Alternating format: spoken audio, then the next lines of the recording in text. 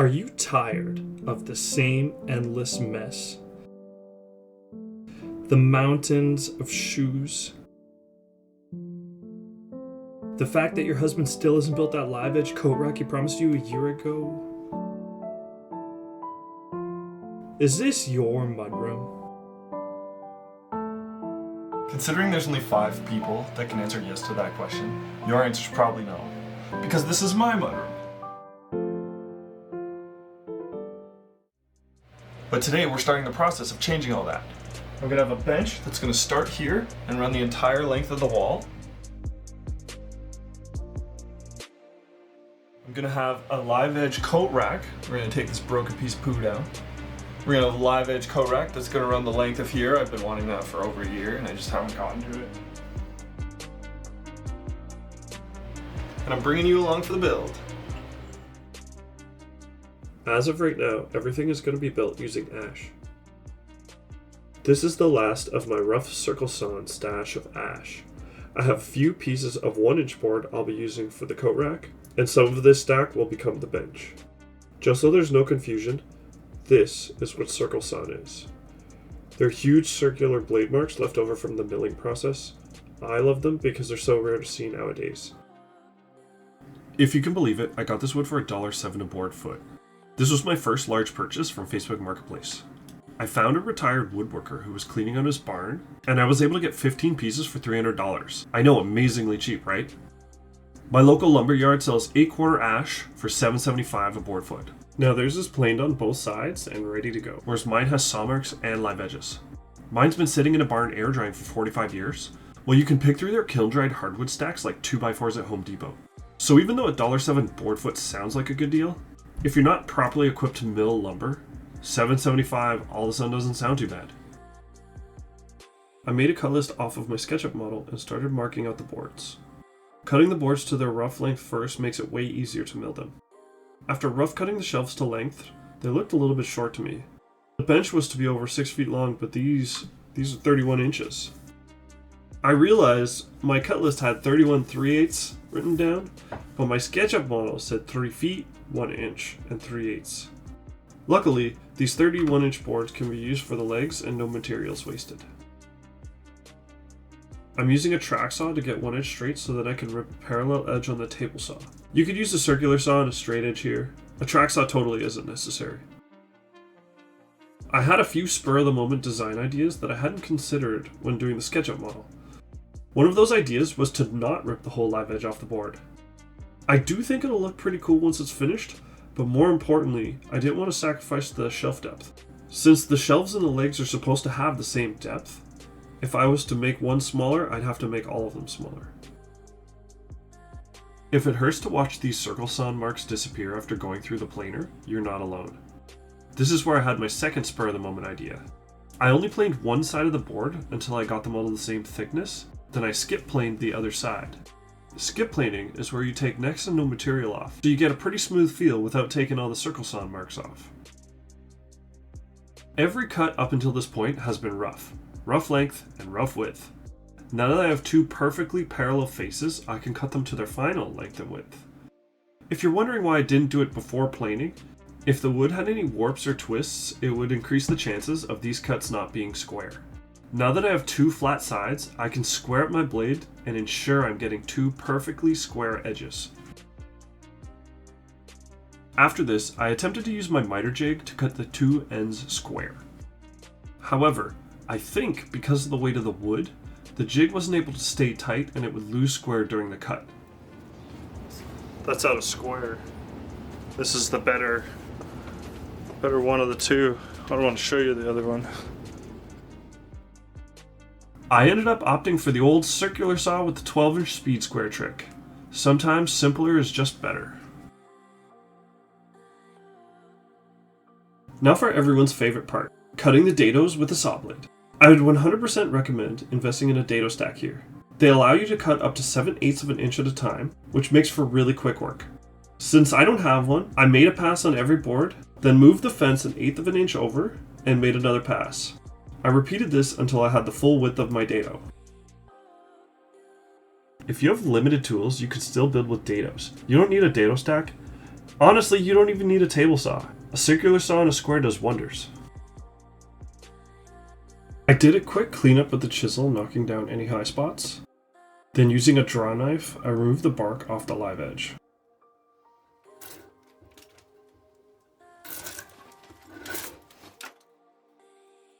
I don't keep bark on my live edge, and I hope you don't either. It will fall off one day, there's no getting around that. I know it's kind of a pain, but trust me, it's better to take it off now. Sanding is one of the most important, yet most boring parts of any build.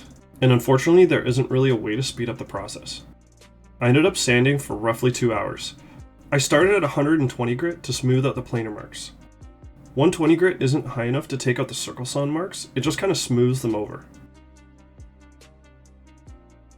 Here's a question for you, and honestly, I'd love to talk about it in the comments. Has anyone ever noticed as they develop their woodworking skills, they go through phases? I used to be an edge roundover kind of guy. It didn't matter what I built, everything got a 1/8 inch roundover. I wanted to try something different for this build, so I ended up going with a shallow chamfer. I wanted to imitate the OG woodworkers that would cut small chamfers with a block plane. It's very subtle, but I think it's going to make the overall product look a lot cleaner in the end. The assembly process presented its challenges. I found the best way to get a perfect fit was to clamp everything down, pre-drill the holes, remove the clamps, and then continue to pre-drill the holes until the bit bottomed out. I'm spreading the glue on both sides to ensure a good bond. You might say this isn't necessary, but when one of the two faces being glued up is end grain, the more glue the better. I'm using lag screws to hold the pieces together until the glue dries to give the joint its strength. I couldn't be more thrilled with the result. Even though the project is only halfway done, seeing that perfectly chamfered corner fit snugly into the dado just makes me happy. Does anyone out there have half-finished projects in their shop? Yeah, me too. This is the perfect stopping point, and unfortunately, I usually stop for a long period of time. Knowing this about myself, I had to keep pushing. Next up is the bench top. I again changed my design on the fly, going with a 14-inch deep bench top instead of the originally planned 16. I did this for 2 reasons. One being I ended up changing the piece of wood I wanted to use for the top. And 2, instead of having the half-cut live edge face outwards, I wanted the already straight edge of this piece of wood to face outwards. It has circle sawn marks on it, and I wanted to preserve and show off that feature of the board. 14 inches was the widest I could go due to the small taper at the end of the board. I'm milling the coat rack and the bench top lumber together simply because the track saw is already out. The coat rack boards will be placed to the side until the bench is completely done, mainly because I don't yet have the exact design in my head for the coat rack. Having a board longer than your final dimensions is ideal. It allows you to select what part of the board you want to use and cut off the parts you don't want, like this crack. It's also totally possible to cut a 14-inch board with a 7-inch speed square. Halfway through the cut, I flip the square over and line it up with the edge of the saw before continuing. If you're wondering where my blue 12-inch speed square is, I am too. I lost it and have yet to find it. And the worst part is, it has a home on my tool board. I just didn't put it back in its home. If anyone has seen it in the video clips, please comment below. I'd actually really appreciate it. Here, I'm trying to figure out which way to orient the board. I decided the slightly concave shape should be facing upwards. But regardless of which way it goes, I'm gonna have to flatten the bottom of the board. This is something I was trying to avoid, but I don't think it's possible at this point.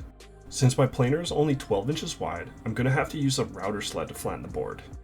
Anyone who's ever used a router sled before will agree with me, it's a very messy process. I made a pretty good DIY router sled a few years back, and it can be pretty easily modified to accept an 8-foot board. I made a video about it a few years ago, and the link's in the top right corner if you're interested. A few basic rules to follow are shim your wood and screw it down. This ensures the wood won't rock or move during the flattening process. I purchased a 2-inch surfacing bit off Amazon for 20 bucks, and it does okay. It gets dull quite fast, and it can bog down your router if used improperly. I would also recommend only taking off 1/8 of an inch at a time, and honestly, I do a little bit less than that. Anything more and you're just putting extra strain on your router. I gave the newly flattened side a quick sand with 120 grit. Since it's the bottom and no one will ever see it, my main concern isn't looks, it's not getting splinters when reaching for shoes. Then I gave all the other sides a more thorough sanding with the 120 grit, rounding over the edges in an inconsistent way that, in my opinion, adds a bit of rustic charm. The small machinist square I used to square up my table saw is also the perfect tool for lining up a consistent overhang. Crazy. Stop it. Stop it!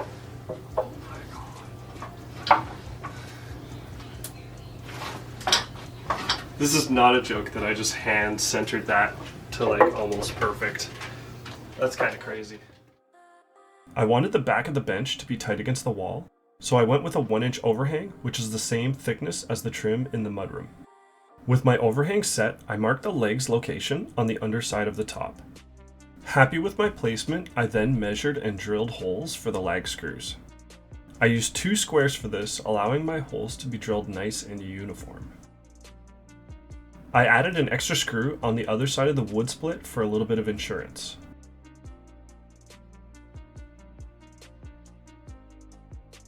With the holes drilled, I took off the top and continued to drill the pilot holes down into the legs. Next, I did something a bit out of the ordinary. I used blonde shellac as a base coat to give the wood grain a bit of pop and natural color. I was planning on using an oil-based poly, but the test piece came out a little bit too orange for my liking. I don't have much experience with shellac. My one tip, wear gloves.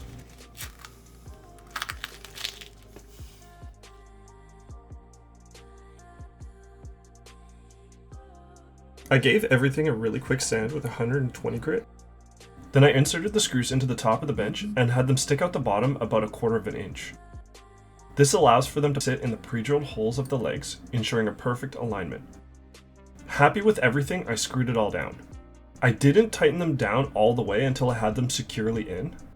Also, one screw was being finicky and had too much friction for my little impact to overcome. I was able to get the screw out and put some paste wax on it to make it more slippery, and then it went in like butter. Honestly, I should have done this for all the screws. It would have made it so much easier. To give the bench some protection, I used my HVLP sprayer and sprayed 4 coats in total of water-based polyurethane. A spray gun is an awesome investment. If you've ever brushed poly onto a shelf, you know how time-consuming it is, not to mention all the drip edges you have to watch out for. Spraying goes on nice and even, and it's a lot quicker to apply. I was able to go down to the shop on the hour and give this thing a quick sand with 220 grit and a spray. I laid on the 4th and final layer, a bit thicker, and let it sit overnight to cure. The next morning, I moved the bench upstairs so I could complete the coat rack. Most of the steps are the same, so I'll breeze through them. First, I used a draw knife to take the bark off the live edge. Then I sanded all sides of both boards with 120 grit. With the live edge removed, I could finally decide on the orientation of the boards. Then I screwed them together. No glue here. I used an offcut to make some triangle bracing for the ends. I gave the whole thing a shellac sponge bath, then sprayed 2 coats of polyurethane, sanding with 220 grit in between the coats. While the last coat was drying, the wife and I went to the store to choose some hooks. We've had small hooks break before, so we wanted to go with something that was durable yet simple.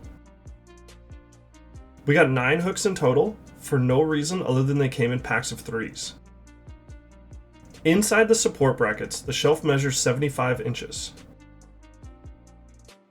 I gave each hook a 7.5 inch spacing on center, giving the rack a nice full and symmetrical look. The screws that come with the hooks are not very strong. Even with pre-drilling holes, I managed to snap the head off of one of them. No biggie though, as a dab of CA glue and some activator makes it look like it never happened. Hanging this thing was a bit tricky. I found 2 studs in the wall and marked them out where they would land on the coat rack. I then pre-drilled the holes and inserted the screws so the tips were sticking out the back just a bit. Using my third arm, I mean my head, I was able to hold the shelf in place while driving one of the screws in. Once I had it leveled off, I drove the second screw home. Then I pre-drilled and screwed into the remaining studs.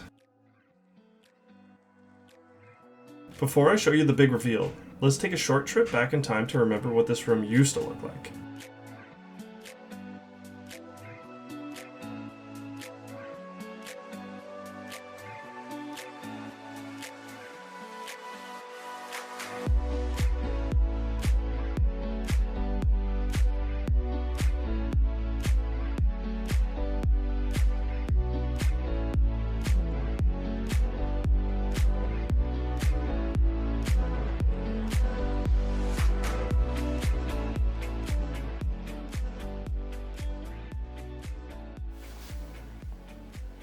Hey.